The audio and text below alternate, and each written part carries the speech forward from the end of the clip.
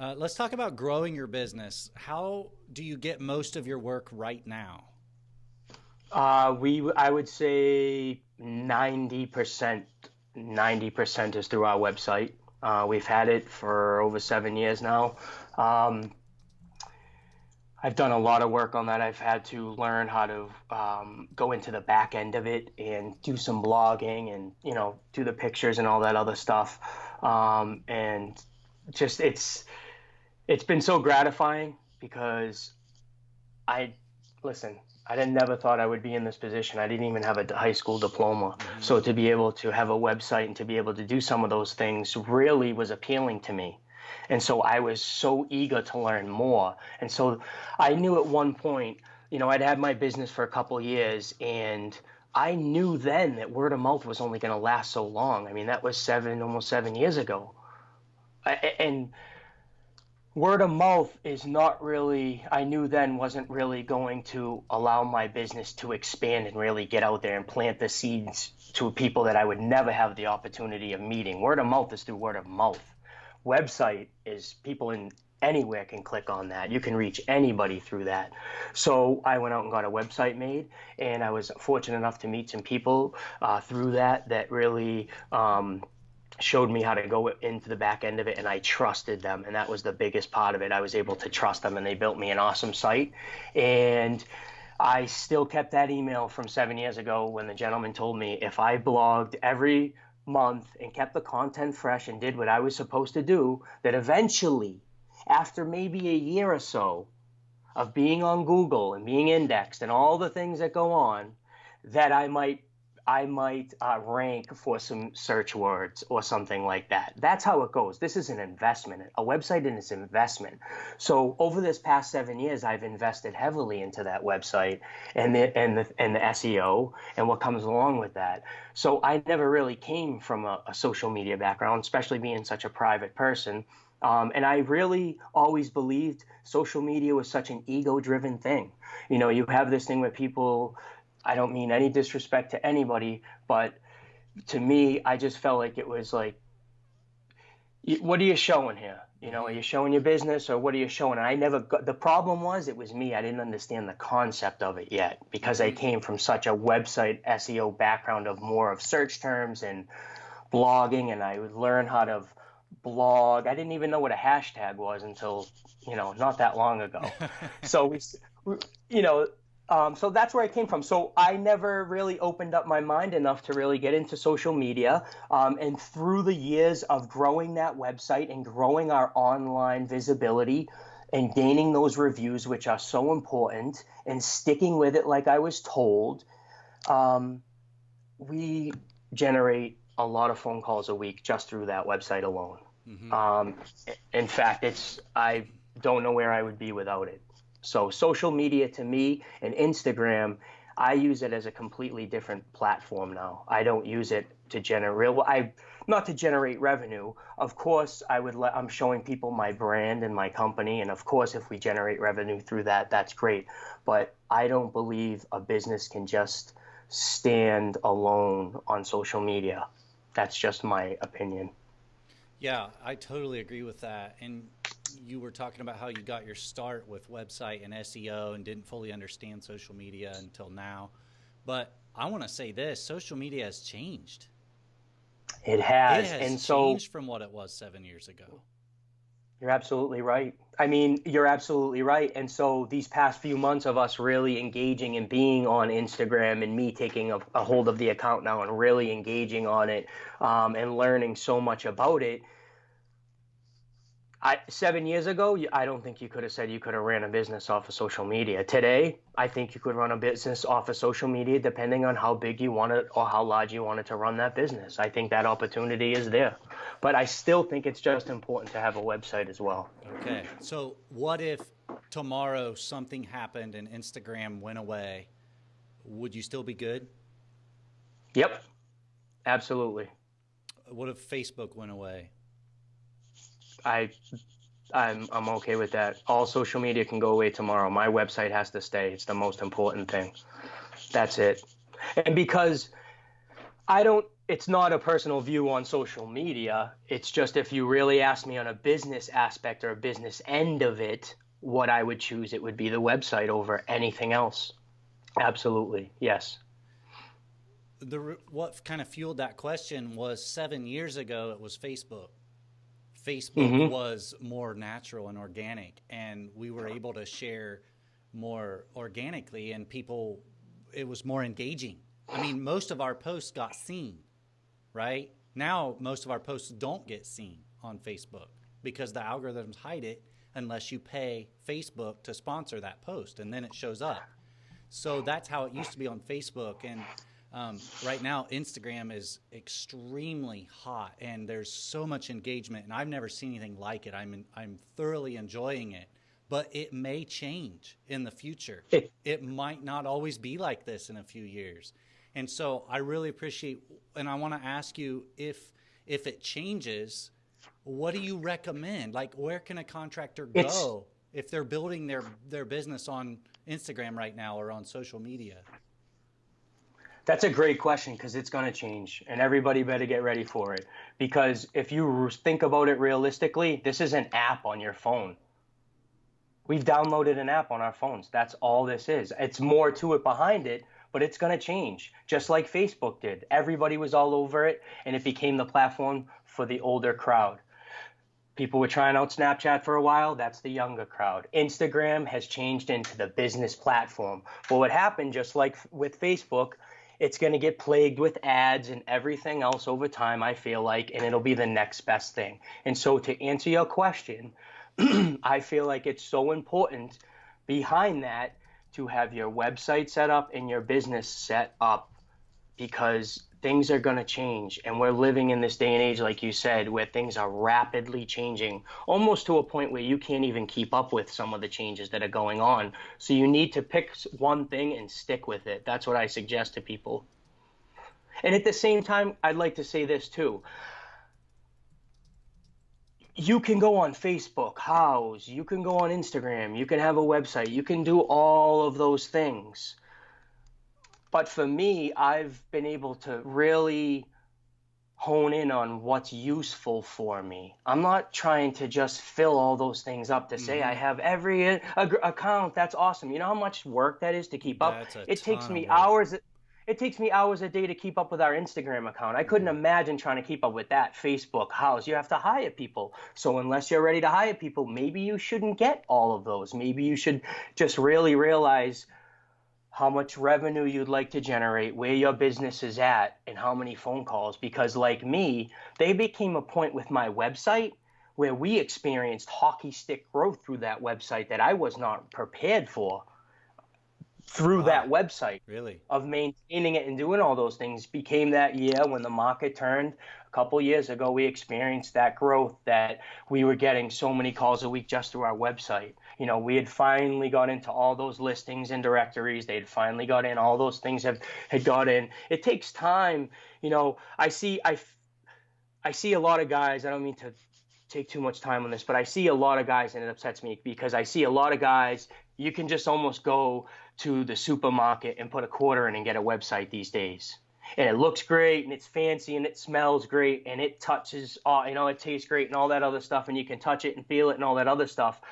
But if you don't know what's behind it and you don't know how it operates, it's just an electronic business card out there that people can look at. Mm-hmm. This website has to be functioning. It has to be maintained. Things has to be going on with this thing in order for it to be working properly, which is you want to get onto some type of search engine and rank on the first page. I mean, that's the goal. How much of that could you talk about right now? Like knowing like the back end and that kind of stuff. Can you explain some of that to us? Like even what platforms you recommend and things like that? I've always just stuck on Google. I want to just put it out there. I'm not an SEO guy. That's not my background. Trust me. I just want to make that clear to everybody. I've just learned about that stuff from the guys that have worked on my website and shown me some stuff in order to maintain my website. Okay, let me clarify. Um, what's the difference between a business card website and the one you were describing? Okay, great. Yeah, thank you. Um, you can go on Staples, Intuit, any of these places and just fill out a website, but that website will never be found. You want to rank. You want to have a website that will be found. You want to have the right content in your website. Your website has to be structured correctly. And then if whatever platform, whatever search engine you'd like to be found on, Google, Bing, or whatever else, they have requirements as well for your page as well. So there's so much that goes into this. It's not just, hey, I made my website this weekend. It doesn't work like that, as far as I've learned. Yeah, I can Not attest to that. Yes. How about local SEO? There's a difference between global SEO and local SEO. Can you talk to us a little bit about how to rank for local SEO? Yes, that's a great question. Um, you can rank through your search terms, and then you can rank through your Google Place listings or your listings. Can you just verify the question one more time? Well, Can just you the go? difference between local SEO and global. Like, I think of a shoe store, or a screwdriver store. They want to rank for those keywords all over the world, but a contractor wants to rank for somebody in his city that's looking for his. That's right, exactly. And so one of the things that's so important for that is the title of your website. Number one is huge. And your blogging. One of the ways to keep that content fresh on your website is to blog. And one of the ways to do that, to target your niche area or the area that you'd like to be found for, is through your blogging. And it's just, I wish I could explain more about it, but the truth is, I don't know the SEO end of that. I just know how much it's worked for me because I've listened to the guys that have done it for me, and I've seen how beneficial it's been for my business. So I don't want to get that misconstrued. I just know, having worked with a local SEO guy, how beneficial it's been to me. Okay, that's good. And that's something that's done yearly. These websites need to be maintained. So, you could get a website and just stick it up there.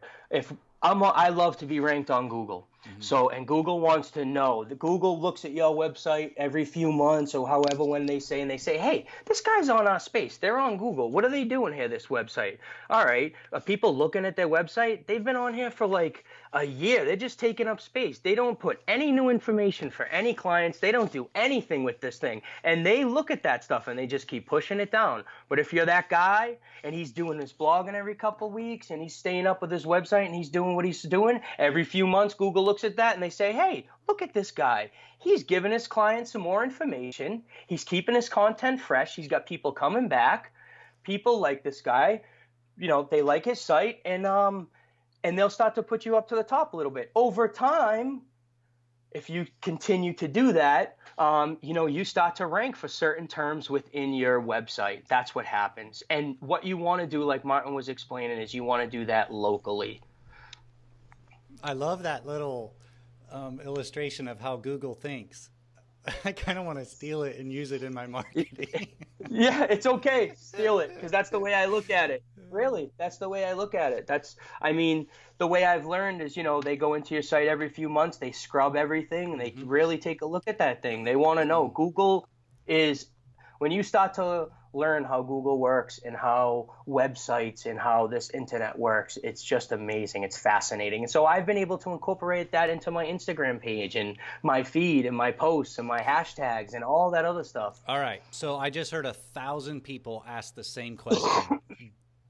Everybody's like, Ryan, how in the world do you blog every couple weeks? And what do you write about? And how do you do that and keep it up year after year? Like, tell us how to blog as a contractor. Yeah, I'm glad you asked that because my website has changed. If you went into we're now on I'm going on my third website remodel, for lack of a better term, but I'll use it for that. And so for a whole year, our website was being worked on, and we didn't really get to blog, or do a lot of stuff on that website. It really lacked. So what was your question again, just to answer it again? The question is, how do we blog? Like, how do we think up what to write? It's, And yep, it's a great question. It all depends. A lot of the questions I feel like are really come from what you want to do and where you want to go with your business. They're not just always right now or what you're doing. So for me, I love working on bathrooms. I've been doing bathrooms since I started. It's just been bathrooms and kitchens. I love that. So those are things I would blog about. I would go in and I would read about kitchens. I would read about bathrooms. I would read about things and I would just blog about them. I would just type stuff up and they wouldn't be long things. okay. They'd just be a couple paragraphs and I would just put that in there and then I would learn how to put that into the back end of my website every few weeks and I would do that and that's all I would do. So is this like do you write about your own experiences or more like trends, bathroom trends? What is it, and how do you even know what keywords and things to use in your text? It's funny because things have changed so much now from when what I was doing to what I'm doing now in my business. Now, once our new website comes out, we'll be paying somebody to be blogging once a month. We're Okay. not going to be taking that on anymore. And I don't have the time. So when I first had my website, I had so much time. I didn't have children at that time. I didn't have a family. I didn't have all that time to do that stuff. And that's why I say to people, it's so important to really try to look down the road as to where you really want your business to be and how much time you can really put into that and how honest you can be about that. Mm-hmm. So I haven't blogged in a while. Mm-hmm. I haven't done any of that stuff. We're actually going to be hiring somebody to blog for us. Yeah, on our new website. That should be coming out in the next, probably the next month or so. It's very Okay. exciting. I'm very excited about that. Have you ever hired Home Advisor or any of the lead generating companies to generate leads for you?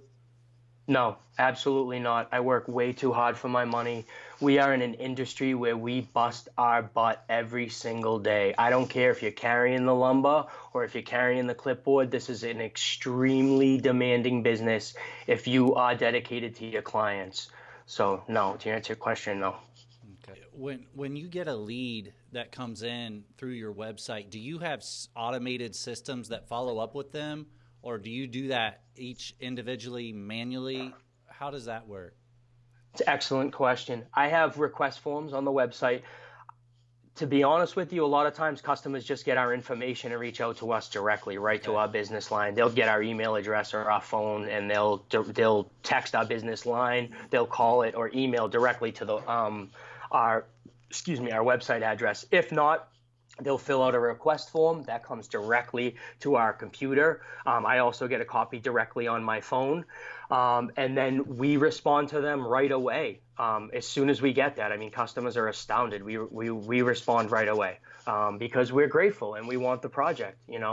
Or we'll let them know that it's not the project for us. And so what we do is we ask every single customer to send us pictures of their existing space with a brief description of work. I need to know that this client is engaged just as much as I do because I take this business very seriously and I'm spending my time just as much as they are. So as soon as they email those pictures over in that brief description of work, I will look at all those pictures and read about that description of work. Then I will make the decision if that project is the type of project we are handling. And then I will reach out to the client and I will speak with them directly about the project and set up a site visit with them. I always like to touch base with people before we go out there. Do you And I charge? only Oh, sorry. Go go ahead. ahead. Nope, it's okay. No, you were going to finish that thought.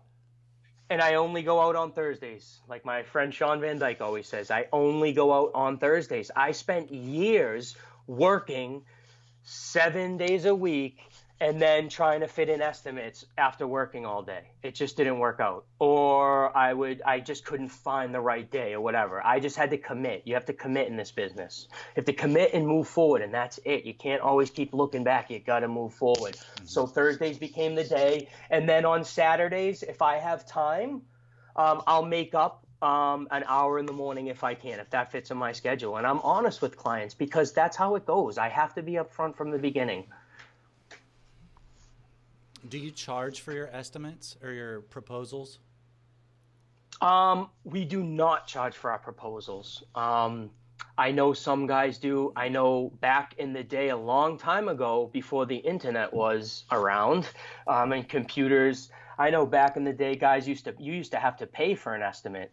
So people would only call 2 or 3 people.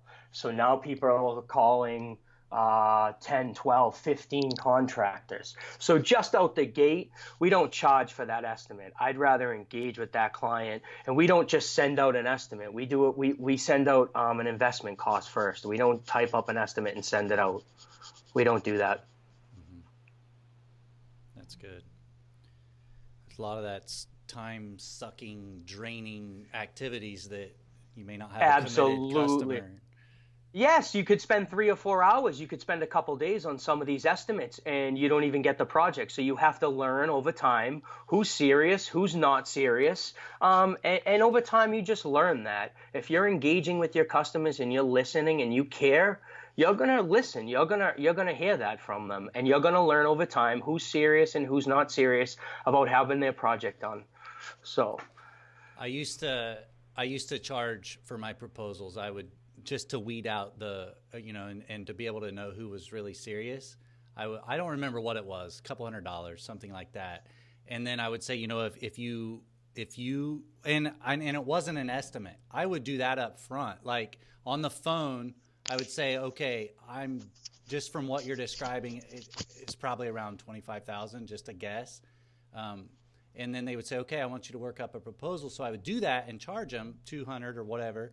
And then if they got the job, that would be included in the contract. And if it wasn't, then my time of putting all that effort into coming up with material lists and all that, I got paid for that. But I remember one time I went out and this guy, his wife did wedding cakes. And she had done a wedding cake for my brother-in-law and his wife. And anyway, he ended up not doing the job. But instead of sending me the $200 or whatever, I said, what would you think about having your wife make a cake?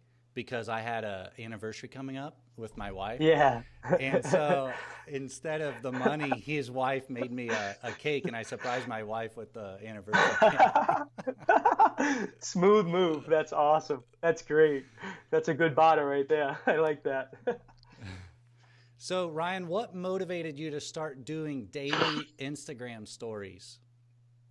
Oh, it's a great question. One of the guys we had working for us just kept saying, why don't you do Instagram? I kept asking him about it. I felt like it was such an ego-driven thing, and I'm so not about ego. I was just really shied away from it.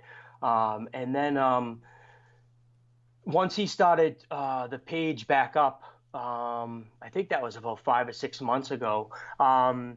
We had so many guys from the area start following us and reaching out to us. And then I noticed they had that event at the Kukin Brothers. So I was like, we should try and check this out. And the guys were okay with it. They wanted to come to the trip. So we planned a little trip and went down there, and we were able to meet some of those guys. And it just really, I don't know really what the word is, refreshed, revived. I don't know what it did for me, but if you're in this business long enough, especially remodeling, we're in people's homes all year round. So you see stuff that you just shake your head. People living in these homes and they don't even realize some of the stuff maybe previous contractors did or whatever. So to get on Instagram and to see a bunch of guys that really cared about their clients putting up dust protection and all this stuff, their work is amazing and and they're teaching, I'm learning as well. And they're just so open about everything. That's when I really was like, I want to be a part of this. That's when I changed my mind and said, okay, you know what? I'm going to separate myself and my personal beliefs and my emotions and all that other stuff from my business. And I'm going to put my business on there and see how it goes and start showing more pictures. And so as we started to do that, we started to engage more and meet more people, and it's just been amazing. And so through that process, at first, like, that's where Good Morning Instagram and my family came from, because I was like so opposed to even show a picture of them. I wanted to keep it so private. And then it's it's crazy. It's what drives me at the same time. Every day I get up, this is what I'm doing this for. Every day my kids drive to school, they watch those stories every morning. They get to see those little stories in the morning. So I don't get to see them when I leave. I'm up at 4:30. I'm out of the house. I'm gone. So I don't see them till the end of the day. So be able to throw those out there, and anybody else that's, part of my family, and that could be friends too. It's been great. So, okay, I never knew that. I never knew that when you said "in my family" that you were speaking to your children, like your literal family. Yeah, I'm speaking well, and my friends too. Right, I have a right. lot of friends, yeah, that I grew up around. Everybody, Hmm. that's why I started that. Yeah, absolutely. And through this, my family has grown tremendously. Let me tell you. I mean, it's just been it's mind blowing to me. We speak to people. I get to speak to people in other countries every day. I check in with these guys, or every other day we talk. I mean, and I get to see what's going on with their family and their work and their job site, and it's been touching. It's just been amazing. It's just been so touching, and I'm so grateful for this platform. Now, I don't know. I really don't know where I'd be without it right now. I really don't. That's how much I like Instagram with the people that I've been able to meet. You know what I mean? I really do. What has this done for your business? Um, I've been able to give clients a view into my business. When I go out to meet with clients now, I've been able to let them know, hey, we're on Instagram. Like, you can check our company out. And that's what I mean. I don't know, like, going most people I meet, most clients now I meet are already on Instagram, or their families on Instagram. So they're able to go right there and look at our page right while I'm there measuring, and they get to look on my stories, and they get to see not only myself, but also my friends, or the guys and my friends on Instagram, and the contractors I know, and all these guys I get to talk to and hang out with on a daily basis. They get to see that as well. They get to see that interaction. So not only are they seeing me, they get to see somebody else that might be coming in their house as well, or the other contractors that we work with as well. So it's beneficial to everybody.